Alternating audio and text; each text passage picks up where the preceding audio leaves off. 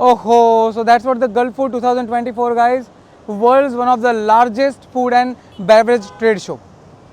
दोस्तों, हमने बहुत सारे इंटरव्यू के दौरान बहुत सारी चीज़ों को सीखा, समझा और ये जाना कि किस तरह से गल्फ फूड, अगर आप फूड एंड बेवरेजेस इंडस्ट्रीज़ के साथ जुड़े हुए हैं तो आपके लिए एक रिमार्केबल प्लेस हो सकता है, जहाँ से आप पूरी दुनिया के अंदर अपने बिजनेस को ग्रो कर सकते हैं और दुनिया की बहुत सारी ब्रांड के साथ आप कनेक्ट भी कर सकते हैं। ये शो 5 दिन होता है और ये 5 दिनों के दौरान आप बहुत सारी इन्फॉर्मेशन ऐसी गैदर कर पाएंगे जो ultimately food and beverages industries के साथ जुड़े हुए जितने भी लोग हैं या तो जितने भी बिजनेसमैन हैं उनको बहुत काम आएगा। अगर 5 दिन के लिए आप कंटिन्यूसली विजिट करते हैं और अलग अलग जितने भी इंडस्ट्रीज़ यहाँ पे अवेलेबल हैं, जो कि एग्जीबिटर्स के तौर पे यहाँ पे अवेलेबल है, साथ में जितने भी विजिटर्स यहाँ पे अवेलेबल है उनको अगर आप कनेक्ट करते हैं तो आप इस इंडस्ट्रीज़ के अंदर बहुत सारा बदलाव ला सकते हैं और इंडियन फूड इंडस्ट्रीज़ को बहुत सारा ग्रोथ भी दे सकते हैं। ऑब्वियसली इसके लिए कुछ प्रिपरेशंस आपको करनी होगी और ये एग्जीबिशन के अंदर आने से पहले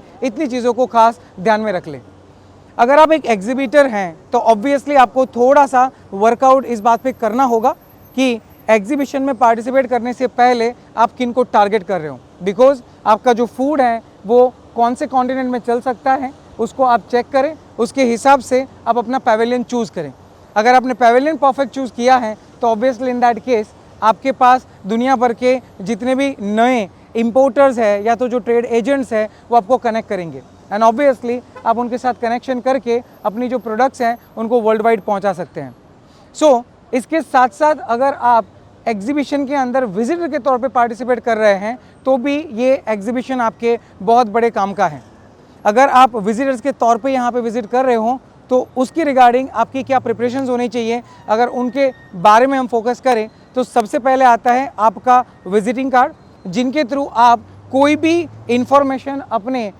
इम्पोर्टर्स, ट्रेड एजेंट, सप्लायर्स या जो भी यहाँ पे एग्जीबिटर्स के तौर पे लोग विजिट कर रहे हैं, पार्टिसिपेट कर रहे हैं, उनको कनेक्ट करने के लिए काम आएगा।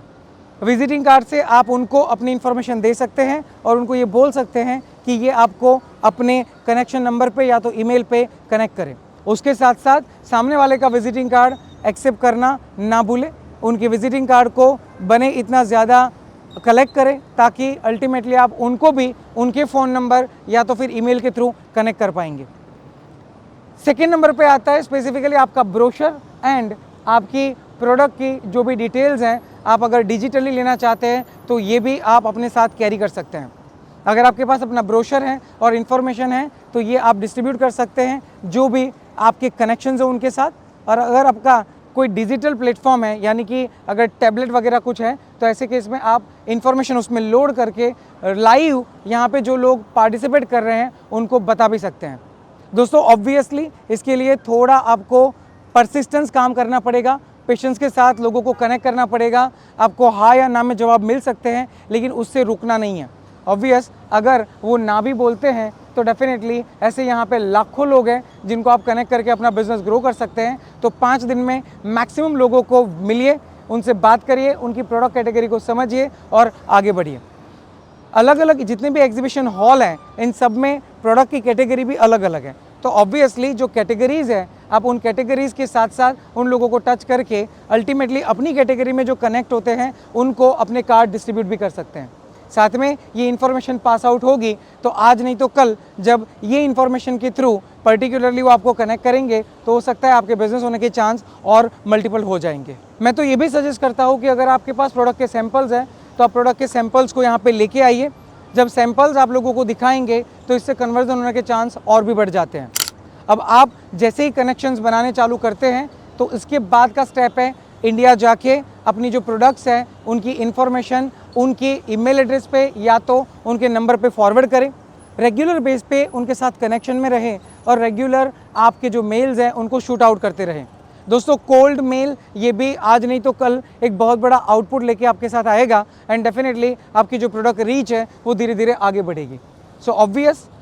आप अगर फूड एंड बेवरेज इंडस्ट्री में हैं तो ये एग्जीबिशन आपके लिए एक रिमार्केबल एग्जीबिशन है एंड एब्सोल्युटली यहाँ पे जो दुनिया भर की प्रोडक्ट की इन्फॉर्मेशन, उनकी प्रेजेंट करने का तरीका और साथ में उनका जो प्रोडक्ट के ऊपर एक्सपीरियंस है उनको व्यवस्थित तौर पे समझेंगे और अडोर करेंगे तो डेफिनेटली आप भी इस सेक्टर की रिगार्डिंग बहुत सारी इनोवेशन करके आने वाले टाइम में बहुत बड़ा काम कर सकते हैं पूरे वर्ल्ड के अंदर। तो दोस्तों, एग्जीबिटर्स के साथ इंटरव्यू के दौरान हमने बहुत सारी चीज़ें समझी, जहाँ पे उन्होंने इन्फॉर्मेशन दी कि प्रोडक्ट की क्वालिटी का क्या महत्व होता है,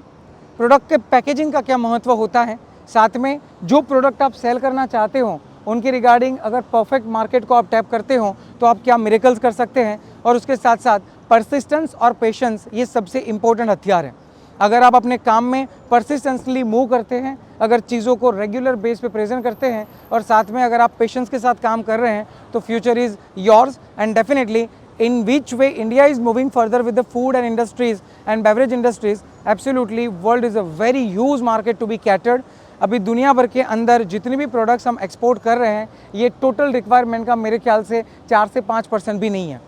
जैसे कि हमारा कंट्री जिस तरह की प्रोडक्ट्स को तैयार करता है, इसमें जितनी वेवरिंग प्रोडक्ट्स है और जितनी इसके अंदर वाइब्रेशन है, obviously world is a huge market to cater. And definitely in that case हमें ऐसे प्लेटफॉर्म के थ्रू पूरी दुनिया के अंदर पहुंचना चाहिए ताकि दुनिया ये जान पाए कि इंडिया क्या प्रोडक्ट्स बनाते हैं एंड अल्टीमेटली इंडियंस की एक्सपर्टीज़ किस कैटेगरीज ऑफ द प्रोडक्ट के अंदर अवेलेबल है।